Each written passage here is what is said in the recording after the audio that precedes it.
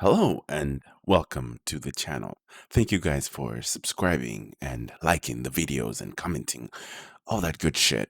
I appreciate it a lot. Anyway, let's go straight into the story. Right now, behind me, we have the Mercedes EQS. We're going to be comparing the three high performance EVs. This is the future. Well, one of the possible futures because hydrogen fuel cell vehicles have actually been also being made, but who knows how widely popular these hydrogen fuel cell vehicles will be. Only time will tell when the dust settles in about a few years. I want to say a good 10 years or so. Then we will start to see what will actually be supreme. Will it be the electric cars? Will it be the hydrogen fuel cell cars or the gasoline cars? By that time, who knows if we're still going to be driving gasoline cars? Only time will tell. So sit back, relax, get some popcorn. You don't even have to watch me. You can just use me as a podcast or whatever you like. You know, I'm just going to be yapping for a little bit longer than usual because this is a long article from my favorite spot, Car Scoop. So let's go ahead and cover this story. All right, so the name of this article is How Does the Mercedes EQS Stack Up Against the Porsche Taycan, the Audi e-tron GT, and the Tesla Model S? Now, when it comes to electric vehicles, I gotta give it to Tesla. I mean, I love their technology that they have and the tech that's inside of their vehicles. I love that. But the one thing that I'm consistently complaining about is their their quality, like the quality assurance is not there when it comes to that. You know, that's one thing I wish that they would work on. Like the fit and finish is not there. I've complained about this numerous times, especially when you're paying $50,000, 45, 50, or whatever. I'm sorry, their lowest Model Y price is around 50 because that's the one I actually like. So you're paying $50,000 and plus, and yet you have freaking panels that are not matching. You got gaps that are too big. It's just minor things that can be adjusted, but it should have been adjusted before you get the vehicles. People are still complaining about it. But anyway, it's not that kind of video. I'm regurgitating the same thing from my other video, but this is just a comparison video. So let's go. So, styling and dimensions, Mercedes began mentally preparing for us for the first fits of new generations of EVs. So when it comes to the EQS, it's a nice looking vehicle. Has 479-mile range, and I expect the price to be, I guess that's what they were saying is about $100,000 or higher. We'll see. And then also, Audi put out their. I think Audi was the first one that showed their e-tron, the GT. Audi already has an electric vehicle, that's already out in the wild, but the technology is not there yet, or at least they haven't released it. Like how Tesla has the autopilot, Audi hasn't showed anything yet, but I'm sure they have something in the works because I really like that autopilot. You guys should all the it should be just across the whole industry. And but when it comes to the styling, I really dig the Audi e-tron over the Mercedes. I'm just not a fan of this look. Some people might like it, but I'm not. I don't dig it. I don't like it. But the Audi looks nice, sleek. You know, looks very sports, and the Taycan too. The Taycan looks pretty badass. And of course, you have the Model S. It's a very sexy vehicle, but I feel like they need to redesign. It's about time because that it looks very similar. You know what it reminds me of? It reminds me of the iPhone. It's always the same shit except better technology inside the phones. Tell me I'm wrong. If you look at iPhone 6 all the way up to 8, 9, and then 10 is when they did the whole redesign. And then from 10 and up, it's the same shit. It looks the same to me. Well, actually, they made it a little bit more squarish on the new generations, but Looks very similar. That reminds me of a Tesla. When they first came out, they had the same look, and they kept that. They updated minor things here and there, but everything else was similar. Okay, so this is still styling and dimensions. The EQS is certainly the longest overall, 207.2 inches. So that should give you more room in the back, definitely, I think. The other three all measured less than 200 inches, slightly. Mercedes is also the tallest by almost 3 inches, which is nice for a tall person like me. I should have no problem fitting in the front seat. Yet, despite the extra height, the EQS has the lowest drag factor. It gets a 0.20 point zero point 0.20 CD ratings compared to 0.21 for the Tesla and 0.22 for the Porsche Taycan. And comparably, the RV like 0.24 for the Audi.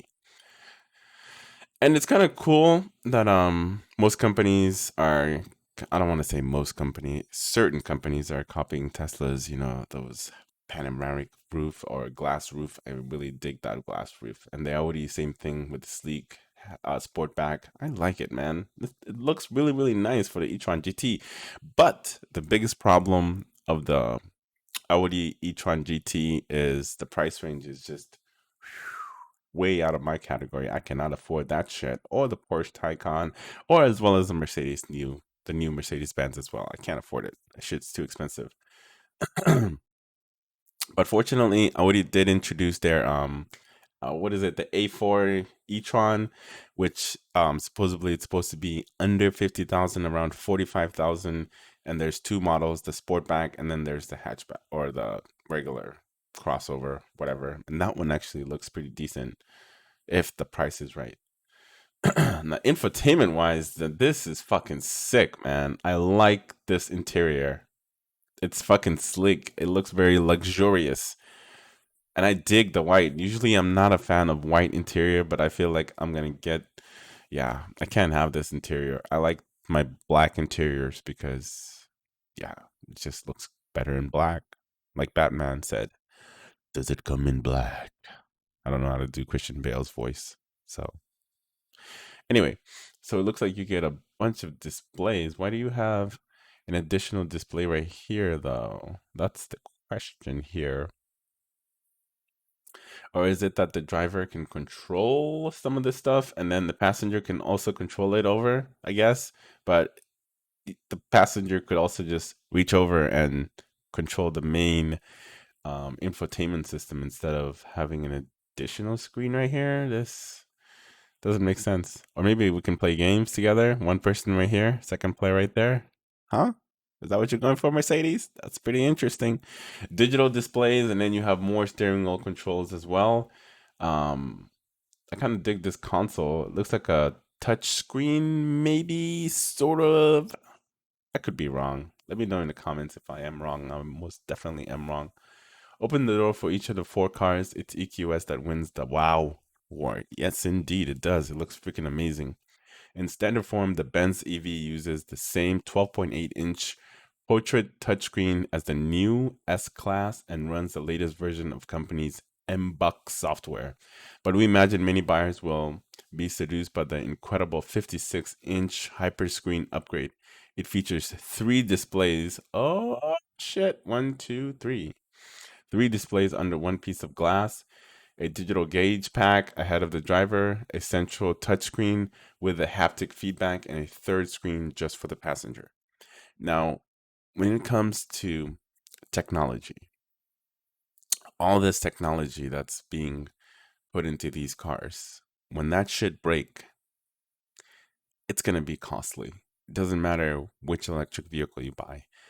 If over time batteries does get, it doesn't keep the same amount of charge or whatever, so it degrades over time, and eventually you're gonna have to replace it. And yeah, that's when they're gonna give you the good old fisty right up your bum with no lube if you don't have warranty. By that time, you will not have warranty.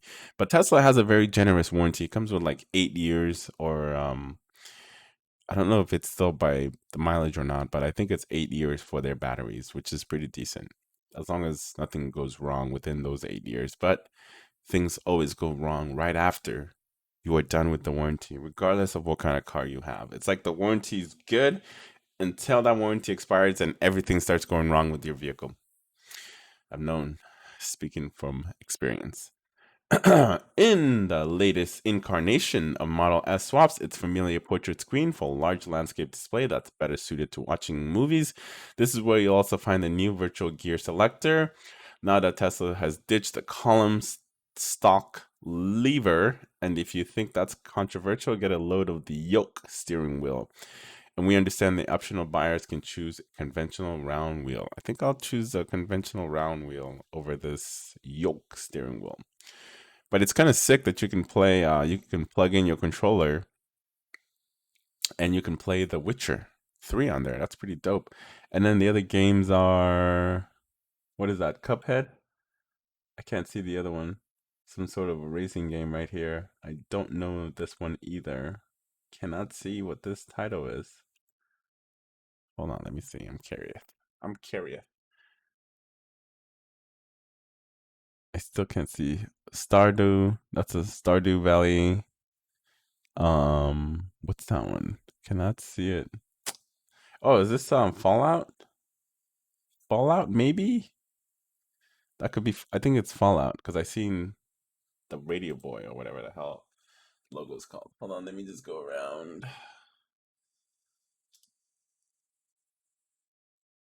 Hold on one second.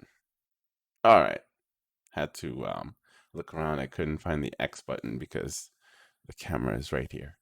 Compared with the EQS, the latest Model S, and the e-tron GT and Taycan look decently conservative inside, but although they're related, the Audi and the Porsche managed to look very different from behind the wheel. The Audi has a relatively small central screen located high up on the dash.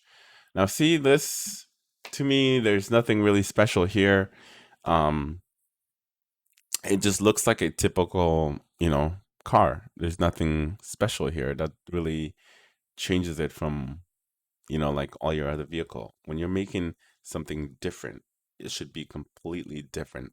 Like, give us more touchscreen, less buttons, like, I don't know.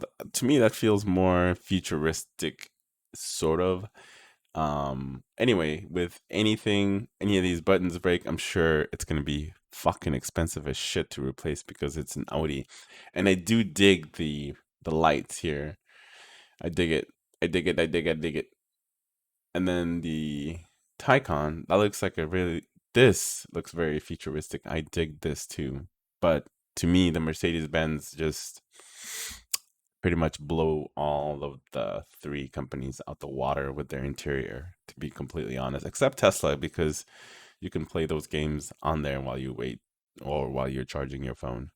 But styling wise, I have to give it to the freaking Audi and the Tesla, even though there's not much change. But I'm not a fan of the EQS's exterior. Not a fan. I mean, it's low to the ground, but eh. And the Taycan, of course, that looks badass. But the price is not badass. It's not badass at all. Batteries and charging, because that's the most important thing here. Now, the EQS comes with two battery options, a 107.8 kilowatt, one aimed at long distance work, and 90 kilowatt version for drivers spending most of their time in town. We don't know the full range figures for combination of the batteries and powertrain, but the single motor EQS 450 paired with bigger battery can cover 480 miles or 479, whatever. And then the Taycan with its biggest battery, 93.4 kilowatt battery that's rated at 225 miles and 301 miles WLTP with all-wheel drive 4S with the same battery is also good for 288 miles, which is not bad. The e-tron isn't much better. It's got a smaller battery, so you're looking at 238 miles ratings. To be completely honest, if you have the money to buy these cars, there's no way you're gonna get anywhere near amount of these ranges that these things are estimating because you're gonna drive the shit out of it. I am.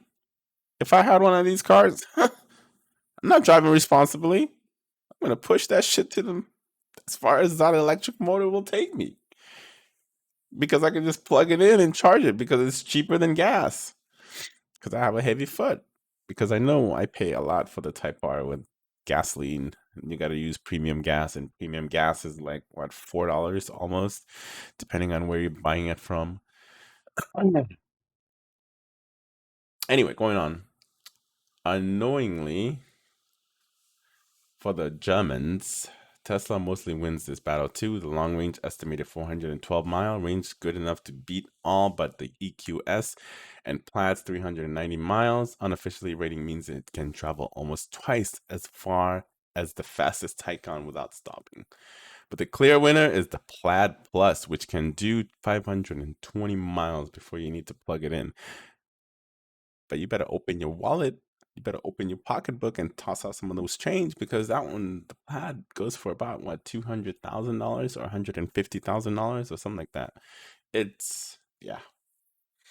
So if you had your choice of one of these lovely, essentially super EVs, well, super EVs is a good name, but there are other EVs, because I know McLaren is working on a supercar that's EV. But anyway, I'm overthinking this. If you had your choice of one of these, which one would you pick? Would you pick the Mercedes-Benz EQS? Would you pick the Audi GT e-tron, Porsche Taycan, or the Tesla? I have to go with the Tesla. I'm sorry, but I love the technology that's in that car. I'm a little bit biased. I apologize. I try not to be, but when it comes to, but styling wise, I love the Taycan and the Audi, but the Tesla gives you the most amount of range. If I had the money, I would definitely buy the Plaid Plus model with 520-mile range, because that'll get me from like here to Vegas really, really fast. And charging would be really fast, because I'm sure they're going to incorporate one of their fast charging solutions into their vehicles. Anyway, let me know in the comments below, which car would you choose? Would you choose the Mercedes EQS, again, one more time, the Tesla Model S Plaid Plus Edition, or the GT Audi e-tron, or the Porsche Taycan? But isn't Porsche owned by Audi? Aren't they the same company? Why can't they get a better interior for some reason? Them Germans, German engineerings. They kind of look similar. A lot of buttons, more touchscreens here, less touchscreens here. But that's one thing I hate with the Tesla, is just they just try to smooth everything out and everything runs through the display. Sometimes it gets pretty annoying. To me, I think it would be very annoying, because I'm used to pressing and touching all sorts of buttons. So anyway, I hope you enjoyed the video. If you do, give it a like, a thumbs up, and as always, I'll see you guys in the next video, which will be, I don't know, real soon.